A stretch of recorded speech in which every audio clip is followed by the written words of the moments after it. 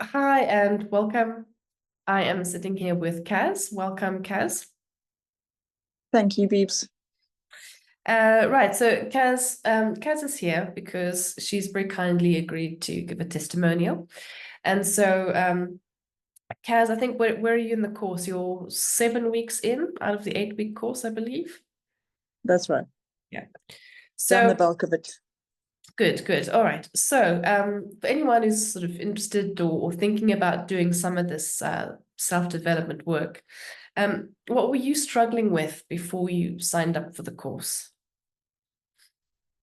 Um, I think if I had to crystallize that into a couple of points, it was largely being in relationships where you're trying to help and you're trying to assist.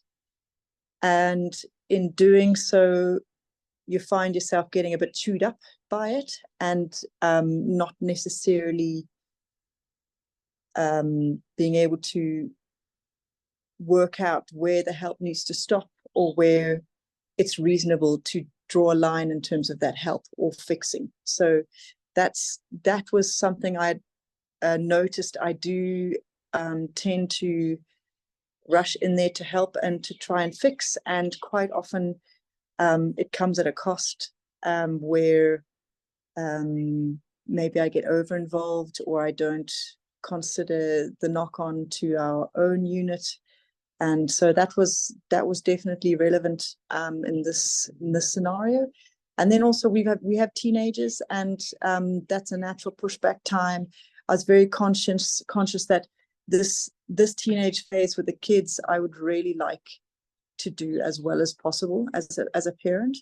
As teenagers, we were all boxed off to boarding school, and there was very little parental role plays or references in our upbringing.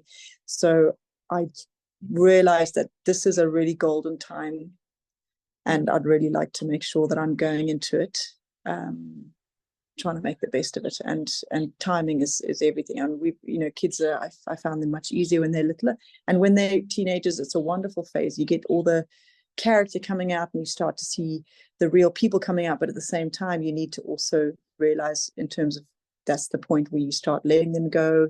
You've got to be very conscious of where the control boundaries are, and let them make their own mistakes, at the same time give them the support they need, so, and the boundaries they need. So lots of boundary work there as well. Yeah, super tricky to navigate, hey?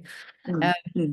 Yeah, okay. So then these were things that were on your mind and that you cared about and you wanted to make improvements on. So what made you decide to sign up for a course like this?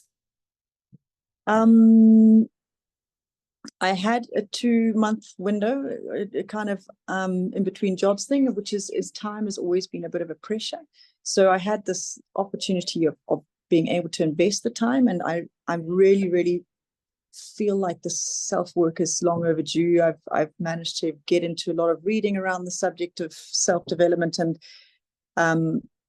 it just seemed like a really great opportunity to actually invest.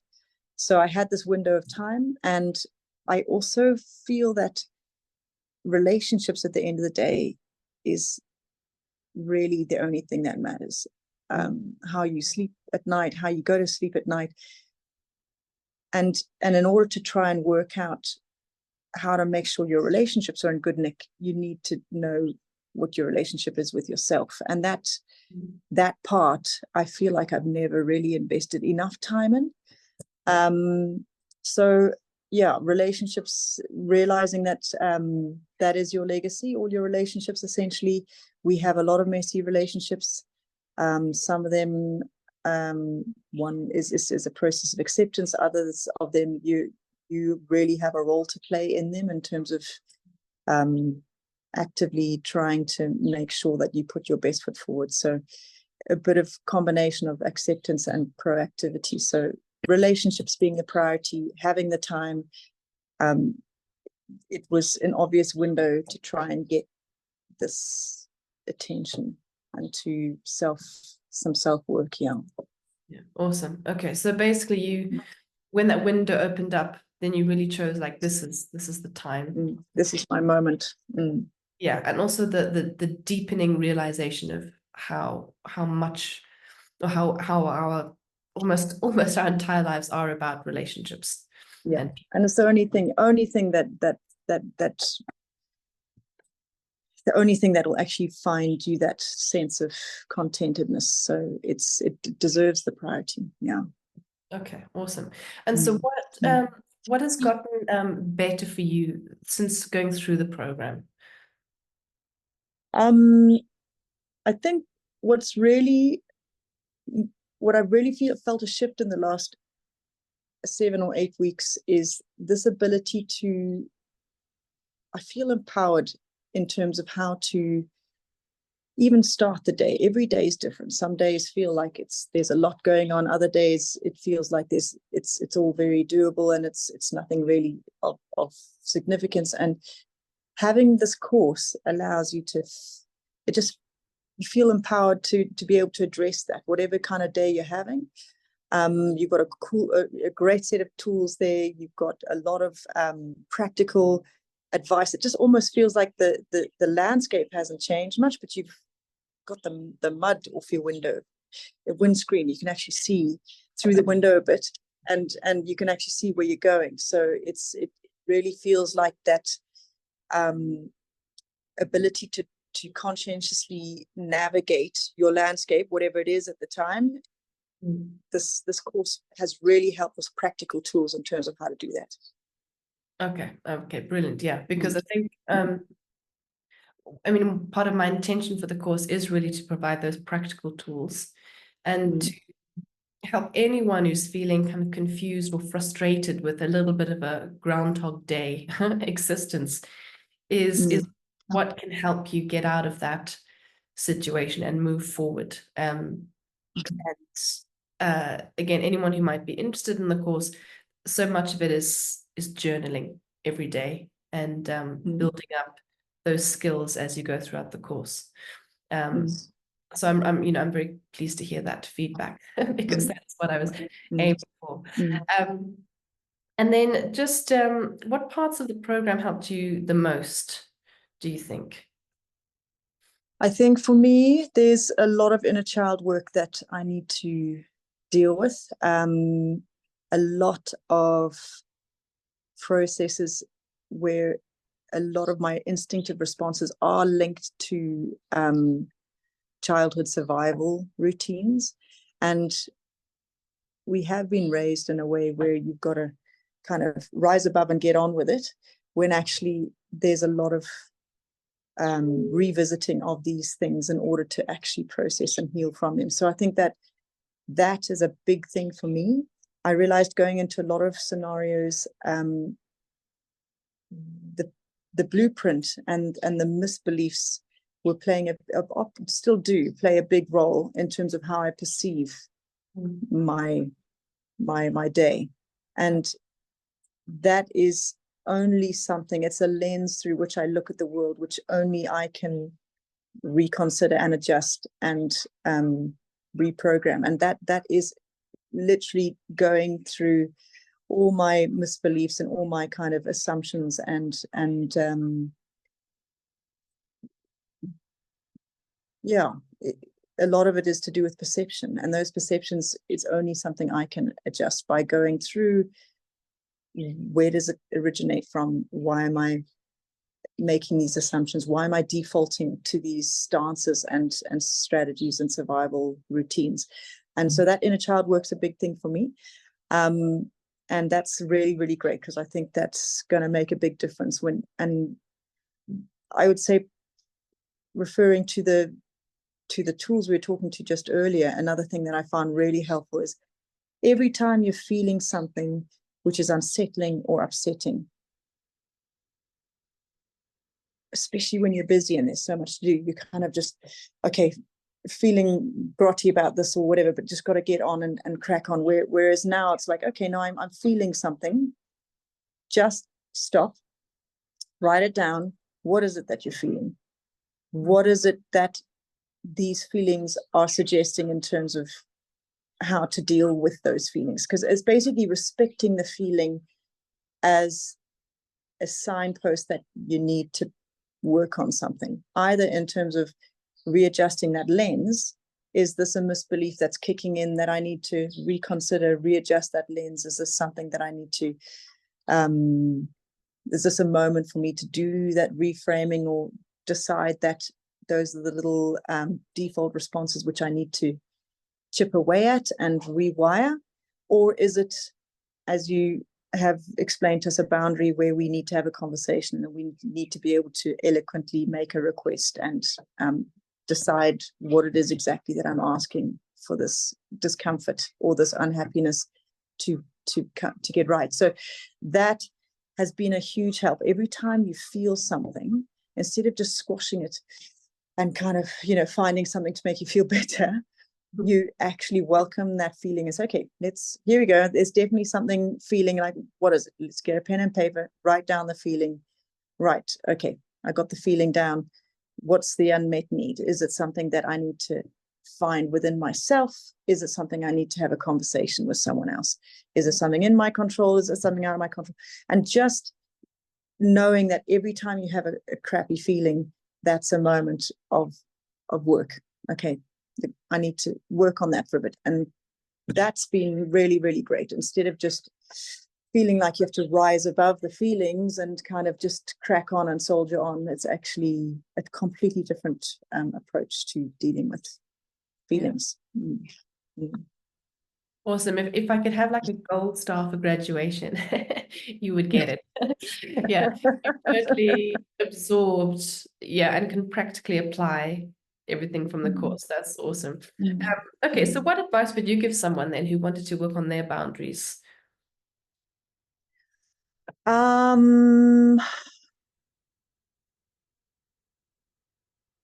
It's funny because this whole thing about boundaries is quite a recent realization for me. I've had a lot of people in the last 2-3 years saying, Kaz, you need to work on your boundaries. You need to work out how to lay boundaries, how to define boundaries, how to discuss boundaries. And I would say that if anyone's interested in trying to address that part, which is such an amazing part of feeling that peace and contentedness, I would say that that's almost like it's, for the boundaries to be effective. And again, I'm a rookie at this, so I'm still learning. I'm quite new on the block in terms of actually doing self-work. But effective boundaries, I would say, are as good as the extent to which you have been able to relate and understand yourself. So it's almost the starting point. The boundaries is step 2 of what I would say step 1 needs to be, which is, have you had a chance to really ever think about yourself, your defaults, your hardwiring, your blueprints, your wounds, essentially your survival routines. And once you've had a chance to work at that, and also, as you say, your core values, what do you really want for yourself? The self-care is a quite a revelation for me, because again, self-care was always selfish. And actually I've realized only recently in the last year or so that self-care is actually essential to being a good human. And if you want to be a nice mum, a nice husband, wife, a nice wife, then actually the self-care is as much for them as it is for you. So I would say the boundaries side of it is almost the icing on the cake. So everyone, that's the nice, pretty bit that everyone wants to feel like you've got in order. But I would say that the cake work needs to be done too. So the boundaries are as effective as the cake underneath it. So that would be my suggestion, is the boundaries. And I did notice in your course that the boundaries bit was probably only a week or 2 out of the 6 weeks. And the 4 weeks before was what I would define as all the cake work, which is, figure out yourself as much as possible and your defaults and your blueprints. And then only then can one apply the boundary side effectively. So I would just say my advice to anyone wanting to do boundary work is there might be a lot of back work in making the cake before the boundary icing comes on top. Yeah. Yeah, you're absolutely right. Because, this idea of like the concept of a boundary is quite simple. It's kind of an area, this is good, this is bad, and here's the line. But the actual effectiveness, is much more nuanced and takes a lot of self-awareness, self-knowledge, self-investigation. And this is where if people try to improve their boundaries and maybe they just look up some scripts, there's so much on like Pinterest and stuff, good boundaries sound like this. I do not like it when X. Next time, will you please do Y? Now, there is value in that, but only when you realize what it is you really do and don't like and what you really want to move for. So it's way more deep. So yes, if anyone, like you described, if you've been having problems with some boundaries for a while and it's not quite sticking when you try and make a change, or it's not quite working, like we mentioned that day thing earlier, it's actually having that mechanism and strategy for going in deeper to see what's causing that issue. Right. So overall, would you say that the course has been of value to you? Amazing value, really. Definitely. I would even be tempted to do it again in a year's time. I think I probably will. I know my husband Bren's very keen to get signed up. And I think again, within a relationship, it's really handy if you're working on this boundary process with other people in your inner circle who have the same terms and tools and awareness of how the boundary thing can possibly work for you, as in the relationship. And I think if you're all working from the same set of terminology and the same set of rules and guideposts, then it's really handy because you can have that common understanding in terms of going about those conversations. Yeah. Maybe I should do like a family discount. Family discounts. Let's see what happens. Yes. Awesome. Yes.